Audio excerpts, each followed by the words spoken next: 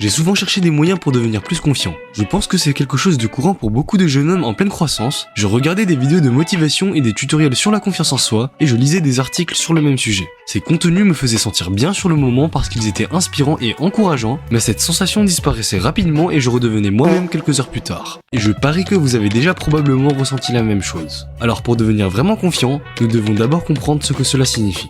La confiance fait référence à un sentiment d'assurance ou de croyance en ses capacités, qualités ou jugements. Cela implique d'avoir confiance en soi et de pouvoir compter sur ses compétences, ses connaissances et son expérience pour gérer différentes situations et défis. La confiance peut provenir de diverses sources telles que des succès passés, des retours positifs des autres ou simplement une forte croyance en soi. Lorsque beaucoup de gens cherchent des conseils sur la confiance, ils ont des situations spécifiques en tête comme comment devenir assez confiant pour parler aux filles, comment ne pas se faire interrompre dans un groupe, ou encore comment parler aux inconnus. Et la seule façon de se sentir confiant dans ces situations est d'avoir de l'assurance en ses capacités. Nous ne sommes pas des personnages de fiction, donc compter uniquement sur la croyance en soi ne suffira jamais. La croyance en soi provient de vos capacités qui viennent d'expériences passées positives. Donc, pour être confiant, nous devons d'abord agir et la confiance viendra ensuite. Regarder des vidéos pour devenir confiant ne suffit pas, c'est comme lire un livre pour devenir un bon danseur. Rien ne remplacera l'expérience de la vie et les leçons que l'on en tire. Maintenant, vous allez vous demander, cela signifie-t-il que j'ai besoin d'expériences positives dans chaque situation pour devenir confiant? Eh bien la réponse est non, car c'est ici que le concept de la diffusion de la confiance rentre en jeu.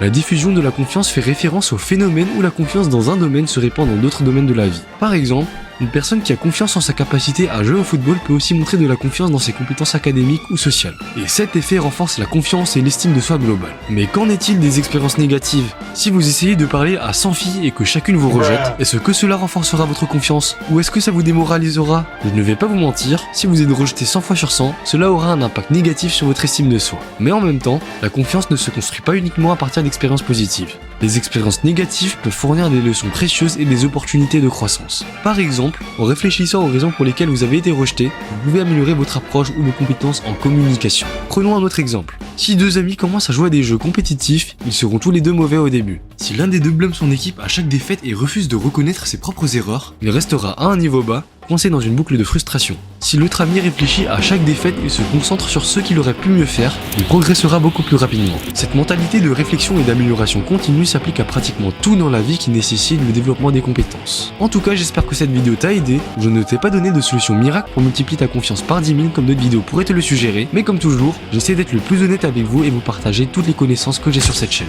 Et si tu veux plus de contenu de ce genre, je t'invite à t'abonner et moi je te dis, c'est ciao!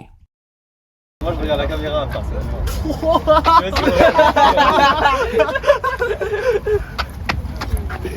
Bon voilà, c'est super, merci.